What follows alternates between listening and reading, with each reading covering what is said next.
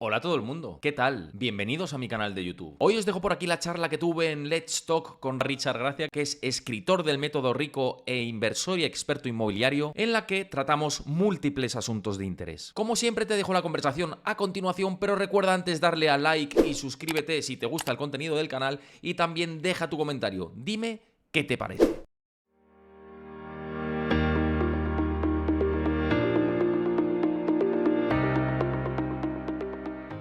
Que está por aquí con nosotros, como comentaba Richard Gracia. ¿Qué tal? ¿Cómo estás?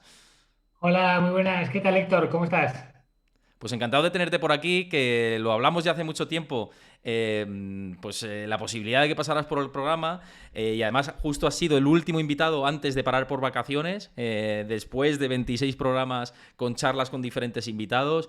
Ha sido una temporada muy trepidante y que la cierres tú pues también me hace ilusión, y sobre todo por lo que haces, ¿no? Que al final desde mi canal fomentamos mucho la educación financiera, la formación responsable, y sé que tú y tus proyectos van un poco por esa línea, así que a mí me hace ilusión, como digo, que te pases por aquí. Y a nosotros estar aquí también, que nos hayáis invitado a venir a charlar un ratito y a pasarlo bien.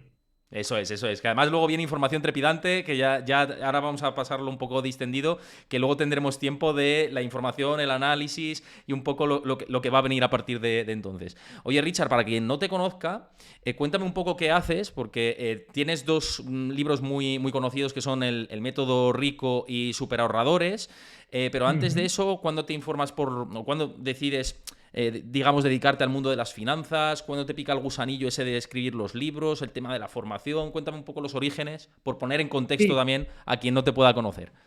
claro, te cuento un poco. A ver, a mí siempre es un tema que me ha interesado bastante, aunque yo soy ingeniero de formación, llevo invirtiendo muchos años, ¿no? Y entonces es una cosa que realmente yo prácticamente desde que acabé la carrera y me puse a trabajar, he estado investigando, leyendo, formándome, me he hecho cursos, me he hecho de todo, ¿no? Entonces es una cosa que me ha molado siempre. Y yo la verdad es que estaba de director en una empresa, en Pabellín, una empresa hace pues, cosa de unos 5 años, y veía que bien, que estaba bien, llevaba muchos años de carrera y había estado también en empresas como Cabify, por ejemplo, que es muy conocido, donde también estuve directivo, etcétera. Ujú. Eh, pero a mí lo que me apasionaba era sobre todo el tema de la inversión, y en concreto dentro de las patas de inversión, la que más me gusta es la inversión inmobiliaria. Entonces ya en un punto, pues decidí salir de esa empresa para dedicarme a tiempo completo al tema de la inversión inmobiliaria. Y esto sería de hace cosa 3 4 años. Y monté una empresa que seguimos invirtiendo con ella a día de hoy, pero en paralelo con la pandemia fue un poco el momento de pues reflexión de qué hacemos, y hablando con mi hermano dijimos, oye, ¿por qué no nos ponemos a escribir el libro que nos hubiera gustado leer a nosotros cuando empezábamos con todo esto, ¿no? Y de ahí salió exactamente el método Rico, ¿no? Que planteamos como un libro, como el primer libro sobre finanzas personales e inversión que creemos que debería leerse todo el mundo, ¿no? Es un poco la idea o la premisa con la que escribimos ese libro, y la verdad es que, bueno, creo que lo hemos hecho bastante bien porque ha tenido mucho éxito, ¿no? Dentro de lo Eso te, que... eso te iba a preguntar, Richard. Digo, para que se pueda hacer una idea la gente, ¿cuántos ejemplares habéis vendido a día de hoy del método Rico? Lo lanzamos hace 2 años prácticamente y hemos vendido más de 10.000 ejemplares, lo cual en España está bastante bien, ¿vale? Quiero decir, de hecho, a partir de ahí, luego fue cuando nos contactaron varias editoriales y luego sacamos el siguiente libro, Super Ahorradores, ¿no? A raíz del éxito que habíamos tenido con el primero.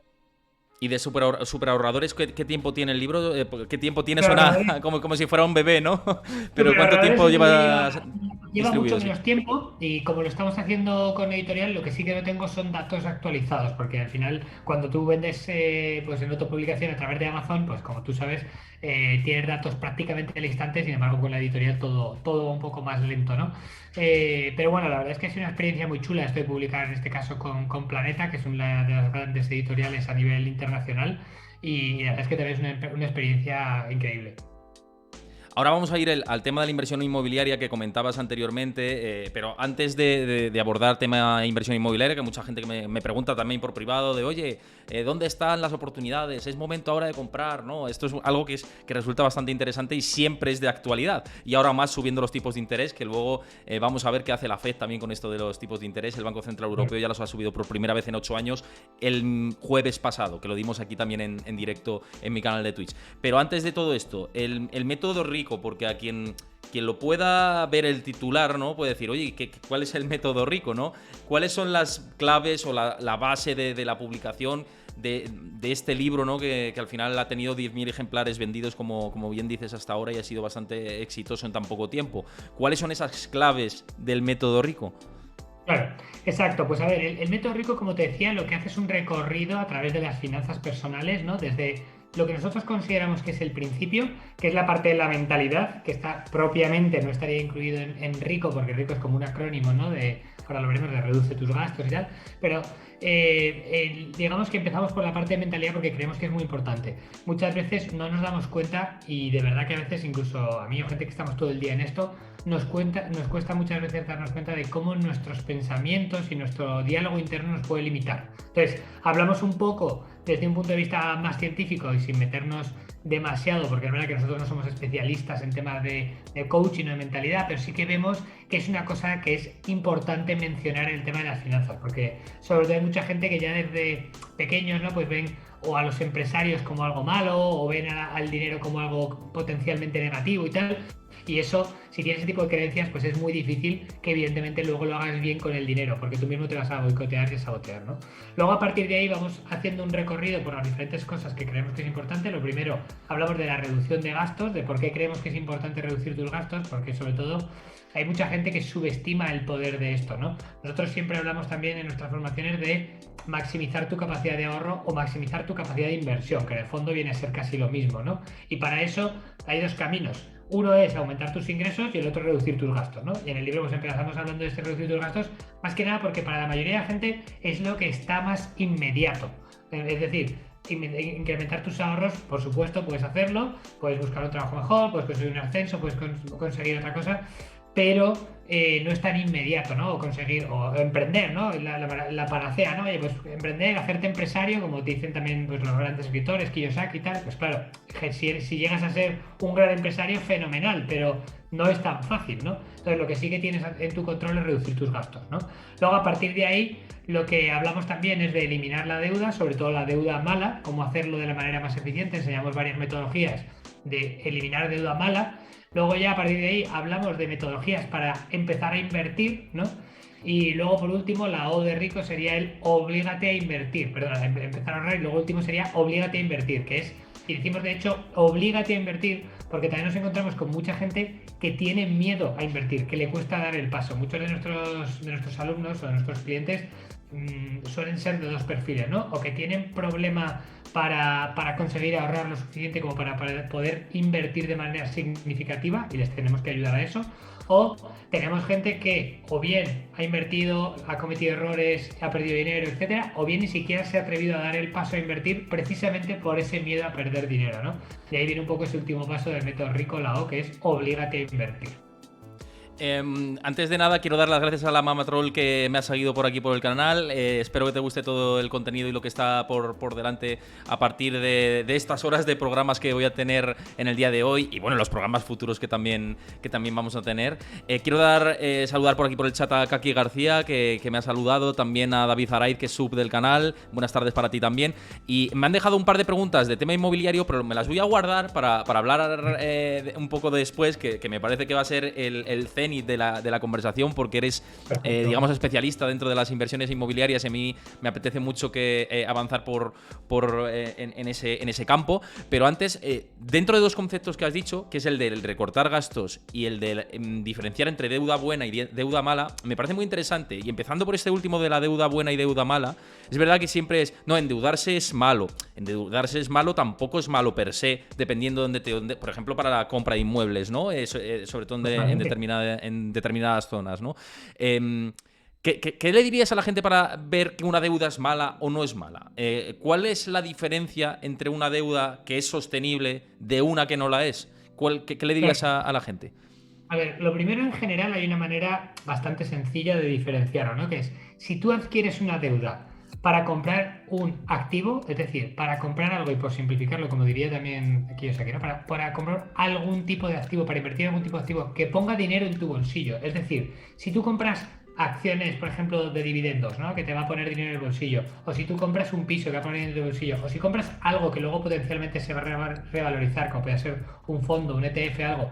Todo eso son activos, ¿no? Entonces, todo eso, evidentemente, si compras para hacer ese tipo de inversión, por lo menos estás comprando para hacer algún tipo de inversión. Pero es verdad que luego dentro de eso, ¿vale? Dentro de ese tipo de inversiones habría que ver el nivel de riesgo, ¿vale? Que eso sería otra cosa. El nivel de riesgo que adquieres a la hora de endeudarte por un tipo de inversión o de otro. Pero en principio, digamos que la deuda buena sería deuda que tú adquieres para comprar un activo, algo que te va a poner dinero en el bolsillo, ¿vale? Una empresa, etcétera. Eso podría ser una deuda buena. Luego la deuda que es claramente mala, ¿vale? Va a ser la deuda que de hecho es la mayoría que utiliza la gente, que es la deuda para comprar cosas que no ponen dinero en tu bolsillo o que incluso quitan dinero de tu bolsillo o que se deprecian, como podría ser un coche, ¿vale? Si tú te compras un coche con deuda, ahí ese coche no te va a repercutir ningún tipo de beneficio en general. O si lo compras para irte de vacaciones, ¿no? Pues las vacaciones no te van a hacer ganar dinero. Otra cosa es que seas influencer o tal, pero bueno, aún así, no te vas a ganar. Entonces, todo eso, ¿vale? Sería deuda mala. Entonces, en principio, nosotros recomendamos que adquieras solo deuda para invertir, ¿vale? Para invertir en activos. Luego, dentro de esto, aquí y ahí, por supuesto, la otra parte que es todavía más peleaguda es, como tú dices, riesgo, nivel de endeudamiento, apalancamiento y tal. Evidentemente la deuda puede ser muy buena y la gente la utiliza, el que sabe utilizarla inteligentemente, ¿vale? Para conseguir mejores retornos, Claro. mejores retornos financieros.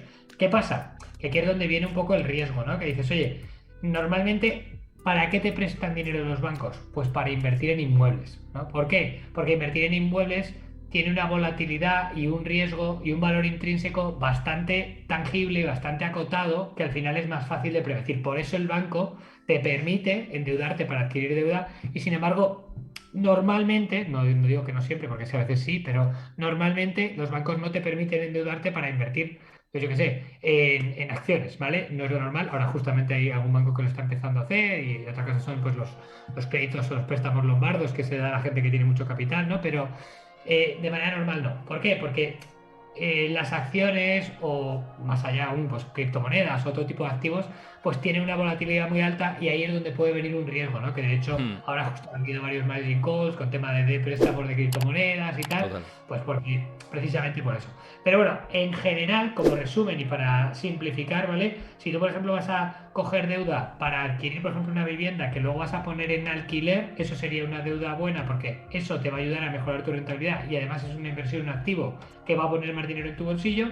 Sin embargo, si lo haces para pues darte un capricho, irte de vacaciones o comprarte un coche que no te podrías permitir de otra manera, pues eso no sería una deuda buena, sería una deuda mala, ¿no? Como venía Vamos, yo creo que queda muy interesante toda esta parte que dices y me quedo con una cosa que decías que yo siempre lo comento con mis allegados y mis conocidos, que hablabas del tema del préstamo para el coche, que cuando a mí me hablan, no sé si te pasa a ti con tus allegados, ¿no? Te dicen, no me he comprado un coche porque esta inversión, y digo, no, cuidado. No plantees un coche como una inversión. Un coche desde el minuto cero que sale del concesionario es un gasto y no hay más gasto que un coche. Y más ahora como están las cosas, ¿no? También con el precio de los combustibles y cómo ha subido, ¿no? El coste de los automóviles.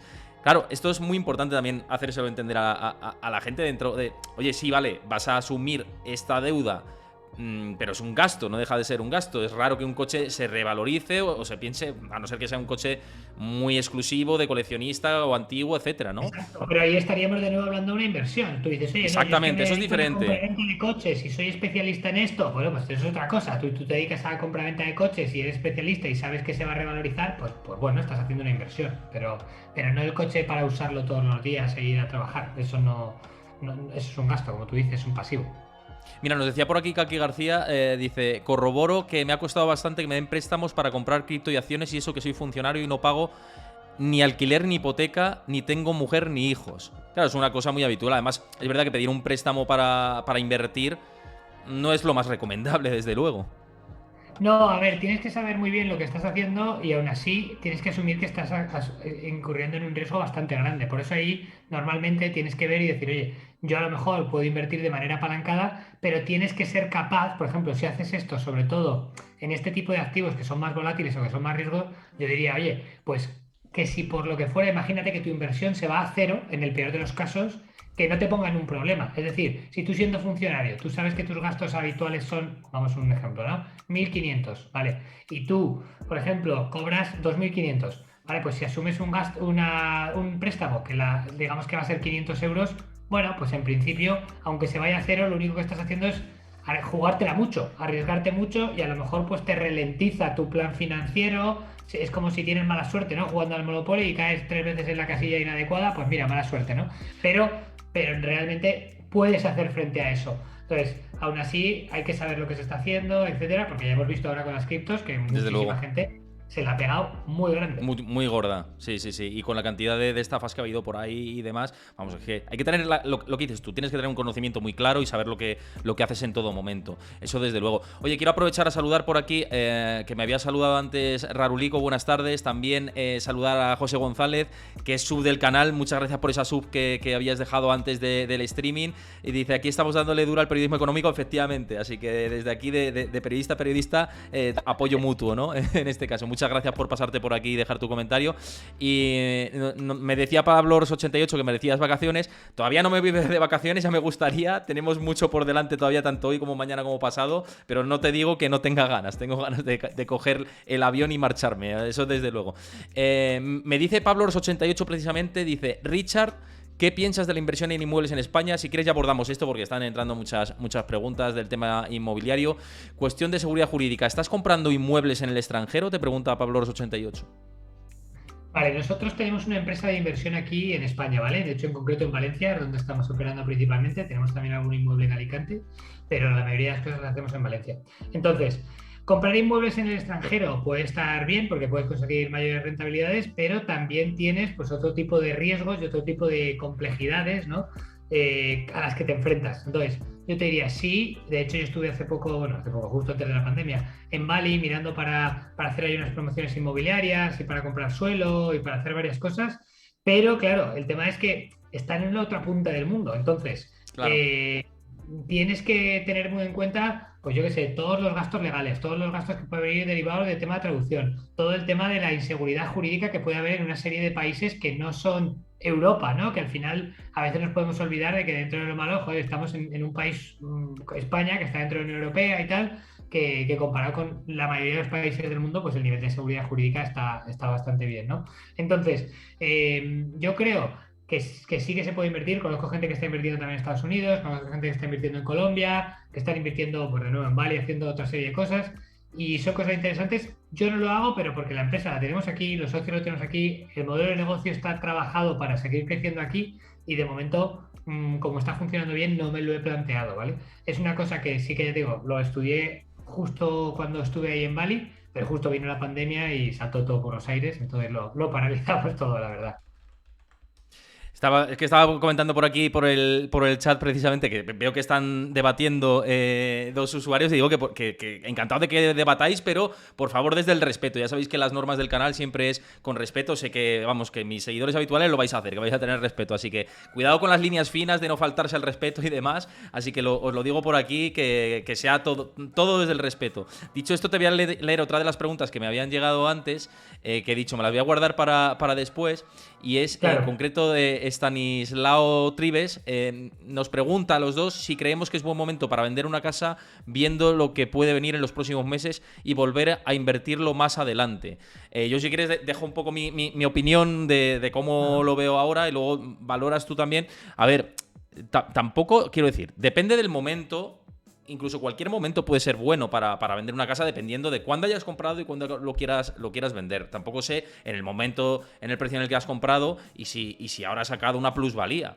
Claro, viendo que viene una recesión probablemente de cara a final de este año o antes incluso aquí en Europa, pues si le has sacado esa plusvalía y quieres hacer líquida esa inversión, también tienes que encontrar un comprador, ojo, que seguramente lo puedas encontrar porque ahora mismo hay poca oferta y sí que hay demanda, con lo cual seguramente sí que encuentres comprador. Por tanto, en resumen, si has sacado esa plusvalía, si quieres hacerlo líquido, si no tienes pensado o te da mucho miedo lo que puede pasar de aquí a largo plazo, pues ¿por qué no? Esa es mi opinión, Richard. No sé qué valoras tú, qué piensas tú.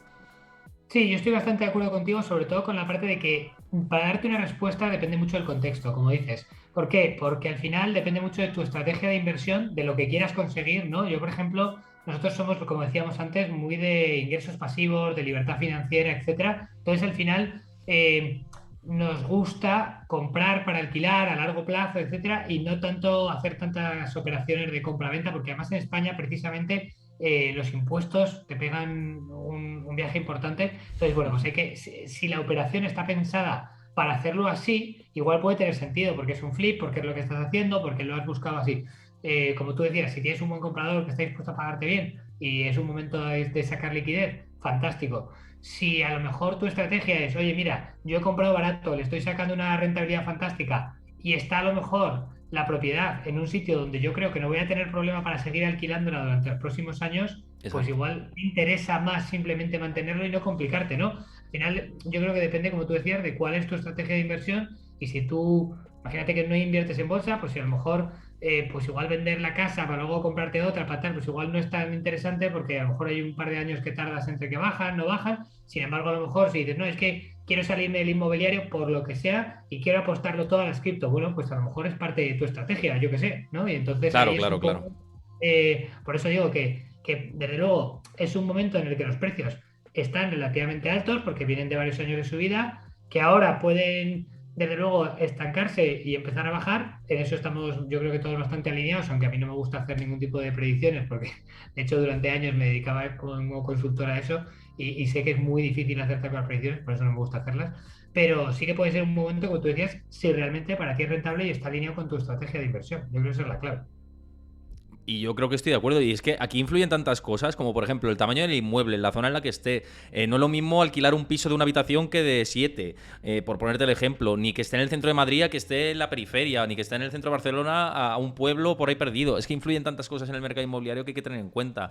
Claro. Una de las estrategias que tú la decías es, por ejemplo, inviertes en inmobiliario, compras y alquilas ese piso. Si ese piso se te puede pagar la hipoteca, en este caso, durante incluso un excedente, pues es una inversión de cara a largo plazo pensando en eso. Pero si no es esa tu estrategia, pues es que hay más opciones. Pero es que influyen tantas cosas que yo creo que hay que valorar como más el contexto general, ¿no? Y ir viendo un poco lo que es Esto, dentro de por la propiedad que ejemplo, tengas, ¿no? Esto, por ejemplo, nos pasa mucho y ya que estamos, bueno, no está directamente relacionado con el inmobiliario, pero sí que está relacionado con la pregunta. Nos pasa mucho con nuestros alumnos y con clientes y tal, que nos preguntan, oye, en plan rápido, oye, mira, ¿y qué debería hacer yo con mi dinero? ¿Cuál es mi estrategia de inversión? Sin más, hoy me llega una pregunta por WhatsApp de un amiguete conocido que en este caso no es cliente, pero me dice, oye, tengo este dinero tal, ¿cómo lo invierto?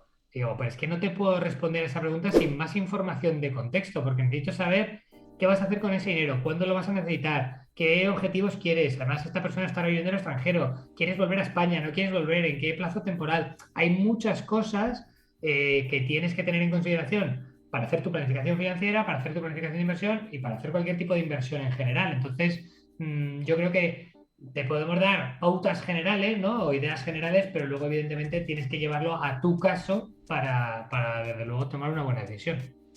Y antes Chris nos dejaba por aquí por el chat que si vemos interesante el crowdlending inmobiliario, si a ti te parece como una buena opción de inversión, y yo te digo también qué pegas puede tener esto, porque es verdad que yo en inmobiliario sí que tengo parte a nivel personal, ¿no? Invertido, pero nunca me he planteado, ¿no? El tema crowdlending, he escrito artículos y demás, pero no he profundizado como inversor, digamos, porque al final cuando lo ves desde el terreno es cuando ves si funciona la cosa o no. Entonces, ya también te pregunto a título individual, ¿cómo lo ves tú como especialista Sí, dentro del mercado? nosotros lo hemos hecho, ¿eh? Quiero decir, yo tengo pisos a título personal, tenemos propiedades con la empresa y aún así he hecho el crowdlending inmobiliario.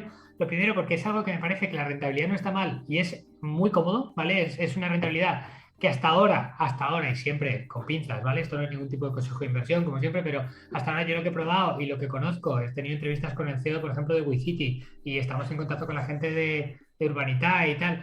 Y hasta ahora los proyectos que yo sepa, ninguno ha fallado, están regulados por la Comisión Nacional de Mercados de Valores, están regulados por el Banco de España. Entonces, al final te están ofreciendo unas rentabilidades de 9, 10, 11, 12% anual, que están bastante bien para no hacer nada, porque es que así como en otros sitios tienes que buscar la rentabilidad, ¿no? Tienes que buscar la oportunidad, imagínate que vas a hacer, yo qué sé, inversión en valor en acciones, pues tú tienes que hacer el análisis, tienes que trabajarlo, tienes que hacerlo todo. Aquí simplemente llegas, lo subes al monedero, lo metes en el proyecto y no tienes más que elegir el proyecto. Es realmente cómodo y hasta el día de hoy, hasta que se demuestre lo contrario, que siempre hay un riesgo tanto de proyecto, esto también lo quiero dejar claro, ¿no? Puede que el proyecto en sí falle o no salga tan bien como esperábamos, o un riesgo empresa, porque puede ser que pase algo, son empresas relativamente pequeñas e incipientes, que aunque están reguladas y son pues ya empresas más consolidadas, pero no es un Apple, ¿no? Apple es muy, muy, muy difícil que falle, pues una Claro. empresa como cualquier empresa de crowdfunding o de crowdlending que tenemos en Europa,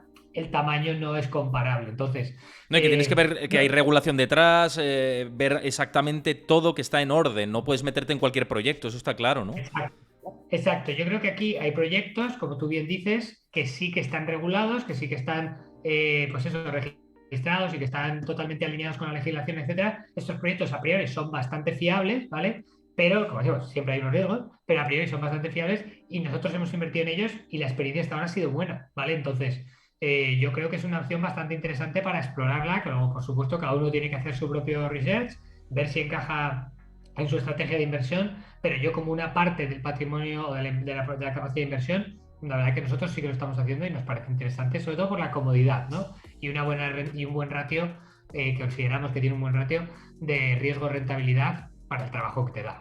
Es un poco la clave. Interesante también esto.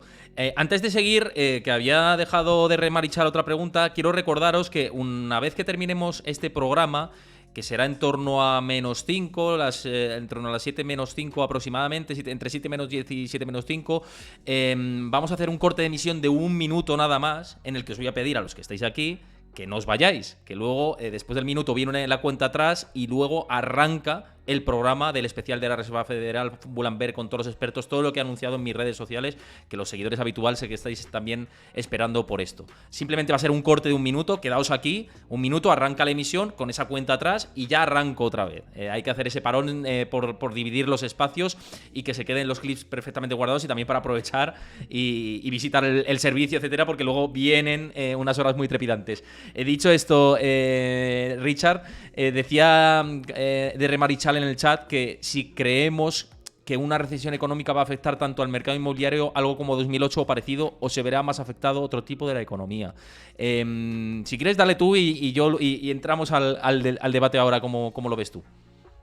Vale, a ver, desde luego, para empezar, de nuevo comento que yo no me gusta hacer muchas predicciones porque al final la mayoría de las veces se falla. Siempre hay alguien que acierta, pero porque todo el mundo lanza predicciones y alguien acierta, ¿no? Pero en general, a ver, sí que desde luego ahora estamos viendo que, por ejemplo, el acceso al crédito para comprar casas se está complicando. Esto lo que va a hacer es que probablemente la compra de casas caiga, puede que a lo mejor acabe impactando en el precio puede acabar cayendo. Luego, como contrapunto a esto, tenemos el precio de los alquileres, que claro, si la gente no puede acceder a comprar casa, va a tener que seguir alquilando y la demanda, sobre todo en ciertas partes de centro ciudad, ya supera bastante a la oferta. De hecho, el otro día leía justamente un artículo en el que la oferta de pisos y de propiedades en alquiler en varios sitios como Valencia, Alicante y tal, se había reducido en más de un 50% en este año, ¿vale? O sea que realmente, digamos, donde la gente quiere vivir, que al final son pues unos sitios muy concretos, ¿no? Que este es el problema que pasa muchas veces con lo de la oferta del parque de pisos y de alquiler y tal, que el problema no es que no haya pisos, que estos sí que los hay, pero es que los pisos están donde la gente no quiere vivir. Si todo el mundo quiere vivir, pongamos un ejemplo, en Malasaña, pues es que hay un número muy concreto de pisos en Malasaña y no todo el mundo puede vivir ahí, ¿no? Entonces, yo creo que ahí, desde luego, la crisis, si viene una crisis o si viene una recesión o si viene algo,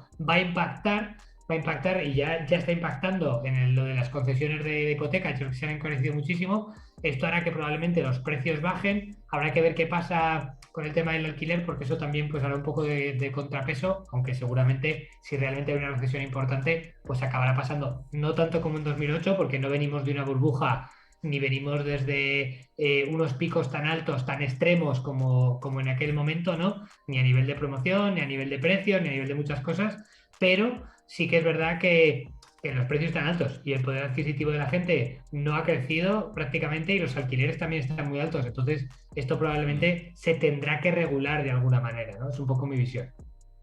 Yo por darte un poco pincelada de lo que creo y también por otros expertos que han pasado por aquí, lo que veo yo también a nivel análisis, es verdad que hacer predicciones es complicado y que sobre todo el mercado, no es lo mismo tampoco el mercado inmobiliario estadounidense, que está en un momento más complicado que en Europa, Exacto. que yo creo que arrastramos en su momento una burbuja tan grande que los bancos sí que se pusieron un poco más las pilas a la hora de conceder créditos, ¿no? Antes créditos hipotecarios, por ejemplo, se concedían al 100% más gastos, más extras, y ahora esto es más impensable. Sí que se puede llegar a 100% más gastos, pero bajo unas premisas mucho más severas. Eso creo que ha Totalmente. cambiado, creo que ha cambiado bastante. Entonces, que puede haber excesos en el mercado inmobiliario, sobre todo en la parte del alquiler, que también estabas hablando del tema de los alquileres, creo que sí, que eso se tendrá que corregir. También en parte viene por una falta de oferta, o sea, no nos engañemos, y que hay mucho piso que podría ponerse en circulación de oferta que no está disponible. Es verdad que hay mucha oferta de los bancos que no está disponible para los alquileres y que esto quizá pudiera ser una solución. No sé cómo se llega a esto porque es difícil, ¿no? Muchas veces se ha dicho desde expertos inmobiliarios y demás y nunca se termina por hacer porque debe haber muchas trabas por ahí y yo creo que incluso los bancos están interesados, ¿no?, en hacer esto, pero quizá más en la parte de la venta. Yo creo que quizá más quieren venderlo y ya, de hecho, ahora se han deshecho de bastante parque inmobiliario en estos últimos tiempos. Por tanto, yo por resumir un poco lo que estoy analizando y el apunte que hago sobre el análisis certero que creo que has hecho, no creo que estemos en una burbuja tipo 2008, sí que creo que hay zonas muy tensionadas de precios, sobre todo en grandes capitales, en el caso de España, Madrid, Barcelona, quizá Valencia en algunos puntos también, o ciudades como Bilbao, pero no es una burbuja generalizada de que te vas a un pueblo a Villaconejos, aquí en Madrid, te cuesta un piso una barbaridad. Esto no ha Ni pasado, se está ¿no? haciendo el Y mismo nivel de promoción ni de construcción que se estaba haciendo en aquellos años, tampoco. exactamente. De hecho, falta obra nueva, Richard. Sí, De sí, hecho, lo que está totalmente. tensionado es la segunda mano. La obra nueva falta, ¿no? Y por esa falta también sube los precios. Es una falta de oferta más que de demanda, ¿no? Sí, en ese caso sí, yo también lo veo así, y ya te digo, y sí que es verdad bueno, que yo creo que habrá una corrección de alguna manera, porque si al final pues viene una recesión, pues la habrá, pero no creo que sea tan drástica. No, no lo veo igual. Claro, yo estoy de acuerdo con todo esto. Y Pabloros88 nos preguntaba, también relacionado con esto, pero enfocalizándonos en el mercado inmobiliario español, a corto y medio plazo, especialmente con la subida de tipos, ¿cómo lo vemos? ¿Cómo lo ves tú, Richard? Antes has hecho Sí. alguna puntualización con respecto a esto, pero en general.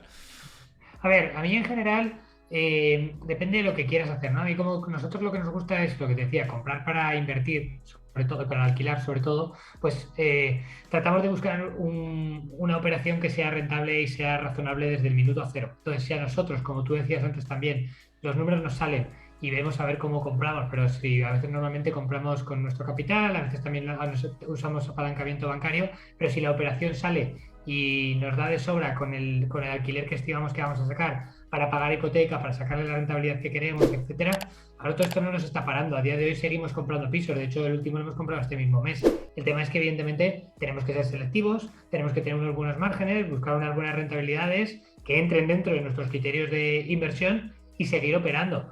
Pero oportunidades siempre hay. Y es más, al final lo que pasa es que en función, esto lo hablaba el otro día justo con una formación que tenía, ¿no?, con unos alumnos, que justo depende del momento de mercado, pues lo que va a pasar es que a lo mejor te resulta más fácil encontrar el comprador, te resulta más fácil encontrar la persona que el inquilino, te resulta más fácil encontrar la oportunidad, porque pues cuando los precios están muy bajos y nadie quiere comprar, pues es muy fácil encontrar la oportunidad, pero a lo mejor luego no es tan fácil encontrar un inquilino a lo mejor de calidad o tal, ¿no? Y sin embargo en otros momentos a lo mejor es más fácil encontrar un posible comprador o un posible inquilino y lo difícil es encontrar una oferta. Ahora, por ejemplo, pues es verdad que los precios han subido y nos está costando más encontrar propiedades a buen precio, pero a base de buscar y de ser paciente y de negociar bien, todavía se pueden sacar buenos precios que te hagan operaciones pues muy interesantes. Yo creo que ahí está la clave, ¿no? Que al final muchas veces lo vemos a menudo y en tema de inversión inmobiliaria sobre todo yo veo que hay gente, la gente se precipita o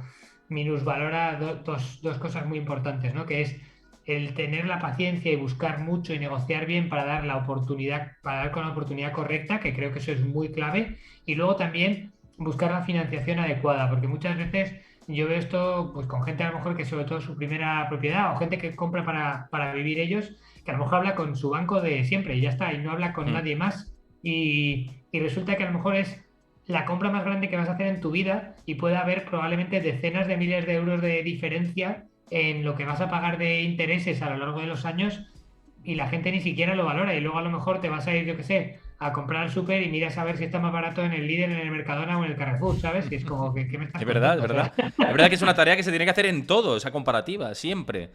O cuando te compras un billete de avión, ¿no? Que haces la comparativa. "Ah, Iberia me cobra más que no sé qué". Pues igual con el tema de los préstamos bancarios.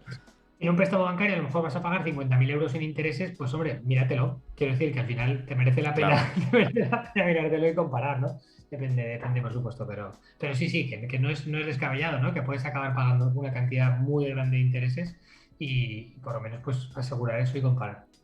Oye, ¿y en las operaciones que habéis cerrado últimamente con apalancamiento bancario, es decir, con un préstamo hipotecario, entiendo, ha sido a través de tipo de interés fijo, tipo de interés variable? ¿Cuál tipo de tipología habéis Sí, seleccionado? nosotros hasta ahora seguimos con el fijo porque lo que te digo es que para mí simplifica todo muchísimo. Es verdad que puedes estar sobrepagando incluso un poquito, ¿vale? Ahora justo estamos ahora viendo con el banco y en este ya va a empezar a picar más, ¿vale? Porque ahora sí que estamos negociando y aquí ya estamos hablando de un tres y pico y aquí ya hay que pensárselo, ¿no? Pero al final, hasta ahora, los tipos eran bastante razonables como para cerrarlo todo a tipo fijo y es que digo, a la hora de hacer proyecciones, a la hora de tener claridad, a la hora de tener visibilidad en cómo van a ser tus cuentas, es muchísimo más sencillo, ¿no? Porque aunque no es lo habitual, pues claro, si de repente te oscila y te llega a subir a un 4 o un 5 es que te puede llegar a hacer un destrozo importante en las cuentas. Entonces, casi yo, por mi parte, soy más partidario de tener esa visibilidad y de ser más exigente con la oportunidad para que me salgan bien los números, incluso a pesar de que la financiación sea un poquito más cara, ¿no? Pero ya te digo, lo bueno para mí de este tipo de inversión en flujo de caja es que es muy fácil de hacer un número en papel y de hacer una proyección y en general no te puedes o no te desvías tanto, no hay una volatilidad, unos cambios tan grandes. Si tienes todo controlado, es un tipo de inversión relativamente segura. Ninguna inversión es segura, pero por lo menos digo, para mí sí que es más fácil de controlar, de predecir, de parametrizar y de saber, oye, pues esto es una buena inversión y no me estoy equivocando.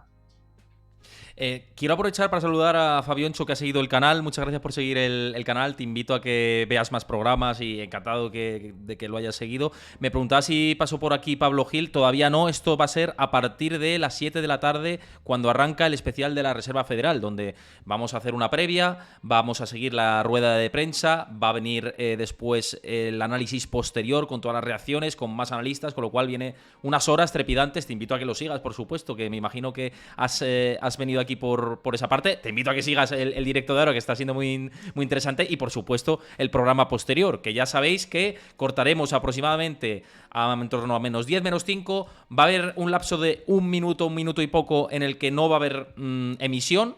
Seguid por aquí conectados, por favor, porque inmediatamente después viene la cuenta atrás y viene el programa de la Reserva Federal, que va a ser espectacular. Dicho esto, Richard, quería hablarte, preguntarte y que conversemos sobre uno de los temas que hemos hablado antes fuera de micros, que es el tema de la formación. Sé que estáis formando, sobre todo para que la gente tenga esta concienciación de cara tanto a invertir en inmobiliario como no, y como a saber gestionar su dinero. ¿Qué te estás encontrando en las formaciones? ¿Ves a gente que no tiene mucha idea de tema financiero?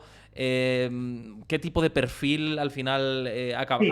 captáis, ¿no? Cuéntame un poco. A ver, al final hay diferentes tipos de perfiles. Sí que es verdad que hemos visto, ¿no? Algún tipo de perfil que podría ser gente que realmente está empezando y por desgracia más bien, pues hasta ahora nadie le ha formado, no ha leído mucho sobre el tema, en su casa o en su familia no se hablaba sobre el tema y sí que hay gente que realmente va muy perdida, ¿no? Nos hemos encontrado con gente que, pues, si ha ahorrado algo, incluso gente que te estoy hablando que incluso tengan no te estoy hablando de chavalitos de 22 años que acaban de empezar a trabajar, familias con a lo mejor ya dos, tres hijos que están ganando a lo mejor entre los dos 5.000 euros al mes netos y que aún así son incapaces de ahorrar, ¿no? Y que tampoco tienen unas inversiones, no tienen tal. Entonces, nos hemos encontrado con ese tipo de perfil y ahí pues les ayudamos sobre todo con la formación más inicial que tenemos, ¿no? Que es el curso de finanzas de inversión, que ahí les damos un poco de forma, es decir, oye, te aumentamos tu capacidad de ahorro para que al menos consigas ahorrar entre 500 y 1.000 euros al mes, que es nuestro objetivo, que es lo que decimos siempre, ¿no? Es decir, oye, que menos que intentes ahorrar una cantidad suficiente de dinero como para poder luego invertir, porque nos viene mucha gente que es lo que ellos quieren, normalmente no me vienen nunca diciendo, ay, quiero aprender a gestionar mejor mi dinero. Normalmente siempre nos vienen diciendo, quiero aprender a invertir y quiero invertir y tal, y entre comillas no te voy a decir hacerme rico rápido, pero lo piensan, ¿no? Y eso Es verdad. nos viene mucho desde el desconocimiento y su motivación es esa, ¿no? El conseguir dinero rápido, el hacerse rico rápido, pero llegan en un punto en el que lo primero que tenemos que hacer con ellos es, oye, si tú ahorras, imagínate, ¿no? Este ejercicio me parece muy interesante y se lo invito a todo el mundo en la audiencia que lo haga, ¿no? Vamos a hacer un ejercicio rápido. Oye, mira, tú ponte que llevas 10 años trabajando, ¿no? Pongamos, imagínate. Vale, y ahora ponte que tú ganas, yo qué sé, 2.000 euros al mes, por hacer algo rápido. Esto serían 24.000 euros al año, ¿vale? Netos, imagínate. 24.000 euros al año. Por 10 años son 240.000 euros, ¿vale? De esos 240.000 euros, ¿cuánto tienes a día de hoy, ¿vale? En tus cuentas bancarias o en tus inversiones, ¿vale? Mucha gente es cero, o es 1.000 euros, o 500 euros. Diría yo que la mayoría de la gente tiene menos de 3.000 euros en ahorros e inversiones. Esa es la mayoría de la gente. Y ese es el problema, ¿no? Que la gente viene, quiero aprender a invertir. No, es que tu problema no está en invertir. Tu problema está en que en los últimos 10 años has ganado más de 200.000 euros y hoy en tu cuenta tienes 2.000 euros. Ese es tu principal problema, ¿no? Entonces, eso es un poco un perfil de gente que nos llega y que tenemos que convencerles de que, aunque lo que quieren es invertir, lo que necesitan, ¿no? Es primero empezar a aprender a gestionar bien su dinero. Luego nos llega otro tipo de perfil de gente, que sería más el perfil, digamos, ahorrador, que ese perfil de gente sí que pues a lo mejor tiene, o sea, 30.000, 50.000, 80.000 euros ahorrados, pero nunca se ha atrevido a dar el paso a invertir. ¿Vale? Ese también llega bastante gente, que eso sí que normalmente tiene un perfil más ahorrador, todos los meses ahorran, son más conscientes de la importancia de ahorrar, pero por miedo, por desconocimiento, te diría que principalmente por miedo, pero también por desconocimiento, pues no han dado el paso a invertir, ¿no? Y ahí es un poco también una pena porque al final dices, jolín, te has quedado a medio camino, ¿no? Evidentemente estás mejor que los primeros, porque los primeros, pues al final si no tienes ahorros, pues no puedes ni siquiera invertir. Aquí sí que tienes los ahorros y pueden empezar a hacer cosas, pero a lo mejor han tardado mucho y han perdido pues 10 años valiosos que podrían haber aprovechado si hubieran empezado a invertir antes, ¿no? Y luego, por último, pues nos llega a perfil ya de gente que está invirtiendo con más o menos éxito, ¿vale? Hay gente que ha hecho sus primeros pinitos, algunos les ha ido mejor, otros no, otros se han equivocado, ya han perdido dinero, otros han hecho alguna inversión, les ha salido mal y ahora quieren que les ayudemos, o algunos les ha salido bien y lo único que quieren es pues aprender más de tema inmobiliario, que nosotros somos más especialistas, o aprender más a invertir para conseguir tu libertad financiera, que es lo que nosotros también nos enfocamos, ¿no? En ese tipo de inversión.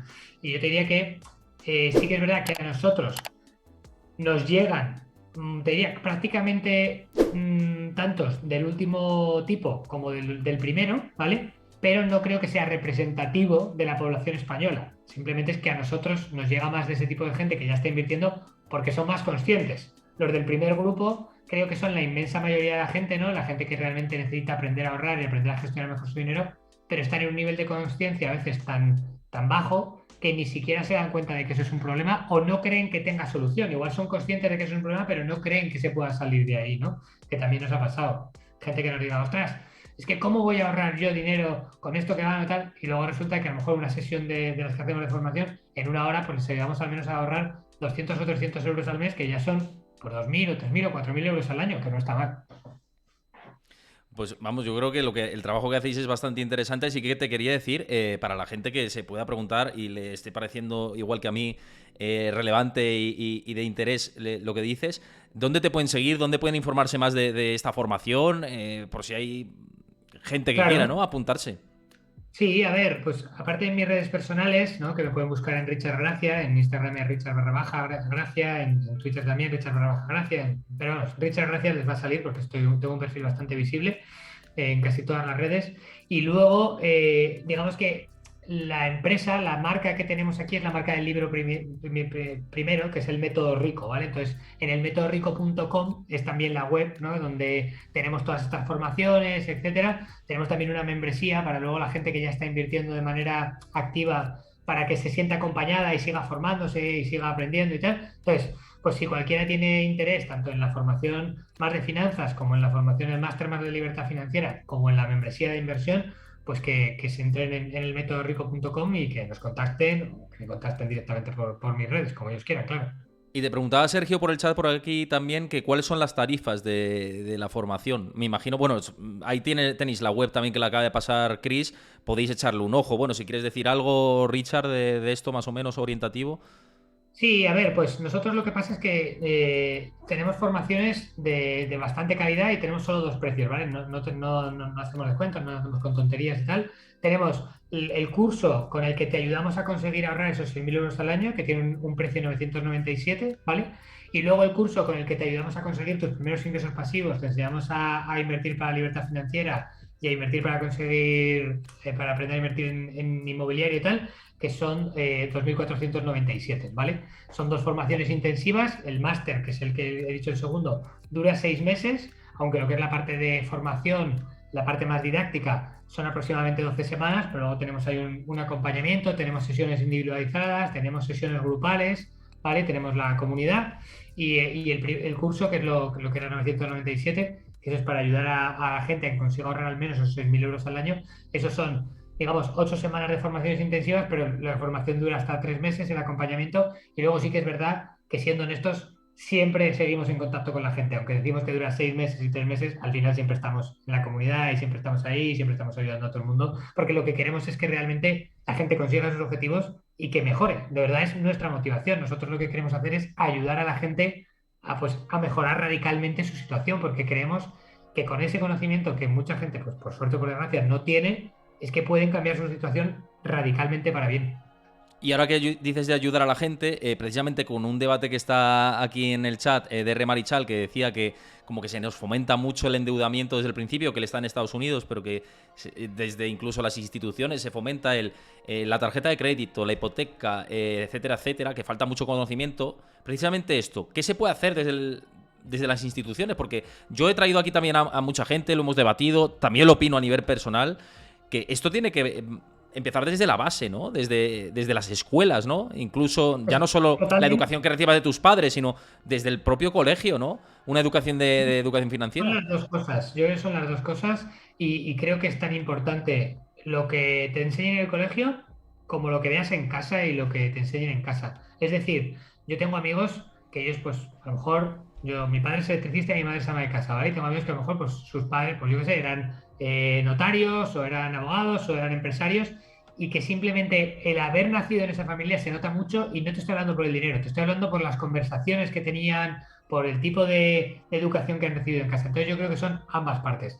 Pero luego la parte del colegio me parece fundamental y me parece increíble que no se haga. Supongo que si no se hace es porque no hay interés. De hecho, ha habido bastantes críticas cuando se ha intentado fomentar a veces la gestión del dinero como una asignatura, ¿no? Pues eso, en educación primaria o secundaria o lo que sea. Y creo que es fundamental. De hecho, creo que es fundamental que te enseñasen temas de inteligencia emocional, que te enseñasen a vender, que te enseñasen a negociar, te enseñasen a gestionar tu dinero. Hay muchos temas que son súper útiles y que deberíamos, yo creo, deberían enseñarse en el colegio, pero luego también en casa. En casa es muy sencillo que tu padre, pues en vez de, yo qué sé, comprarte solo juegos o comprarte solo no sé qué, pues que te incentive, pues con libros adecuados o con formaciones. Hace poco pues nos venía también un potencial alumno, el chico quería hacer la formación y desde casa no le apoyaban.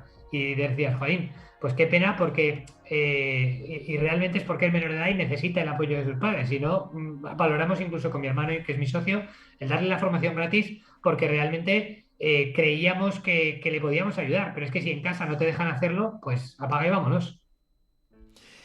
Totalmente. Es que no tengo nada que decir porque es así. Una última cuestión, Richard, antes de dar por finalizado el programa, que ya sabéis que una vez que terminemos este programa vamos a cortar la emisión muy poco. No os vayáis, quedaos por aquí, vamos a cortar la emisión y después la activamos con el especial de la Reserva Federal, donde van a pasar muchos expertos por aquí y vamos a tener una jornada trepidante. Cortaremos un minuto, después vendrá la cuenta atrás de los 5 minutos de ese programa y ya arrancamos. A las 7 puntos intentaremos estar arrancando. Y lo que te decía, Richard, una última pregunta que se lo hago a todos los invitados que pasan por aquí por Let's Talk, que es, además del inmobiliario que lo has comentado, ¿en qué inviertes? Más allá de inmobiliario, que me imagino que, bueno, me imagino no, lo has comentado, que inviertes en inmobiliario, pero además de inmobiliario, ¿en qué otros activos inviertes? ¿Cómo estás diversificado? Sí, a ver, yo también tengo activos, por ejemplo, en fondos indexados, porque es una cosa que también es súper pasiva, y lo he hablado justo con un cliente y me gusta mucho porque es muy cómodo, ¿vale? Crowdfunding inmobiliario, que también hemos hecho. Luego tengo también algo de criptomonedas, ¿vale? Que, pues bueno, creo que es una parte, digamos, del portfolio que a largo plazo puede tener sentido. Esto al final, de nuevo, cada uno con su estrategia de inversión. Yo no hago trading, ¿vale? Tengo algo de bolsa. Y luego también, pues por mi, digamos, mi trabajo, por lo que hago, tengo una multitud de inversiones pequeñitas que hago por probar, ¿vale? Entonces, yo casi todo lo pruebo porque me viene alguien y me dice, esto es la leche, o al revés, o esto no vale para nada. Y digo, bueno, pues si me parece medianamente interesante, ¿no? Ya sea oro, whisky, vino, lo que sea, que al final hoy en día hay multitud de opciones, pues las voy probando casi todas, aunque sea con un pequeño capital, para averiguarlo y luego también pues, poder contárselo y hablar desde nuestra experiencia a nuestros alumnos y a nuestros clientes. O sea que un poco de todo. Pero bueno, digamos que la mayoría de los activos sería inmobiliario y luego fondos indexados. Pues nos quedamos con todo esto. Ha sido un placer, Richard, conversar contigo Igualmente. por aquí. Espero que te lo hayas pasado bien, que te hayas sentido como en casa, como digo a todos los invitados que pasan por aquí, por mi canal de Twitch y por Let's Talk. Estamos en contacto, por supuesto. Y nada, si quieres, te invito a que sigas el programa especial que viene ahora, que va a ser fuerte. Así que nada, un abrazo muy fuerte, Richard. Muchísimas gracias por pasarte por aquí. Igualmente. Muchas gracias, Héctor, me lo paso muy bien y nada, esto habrá que repetirlo. Claro que sí.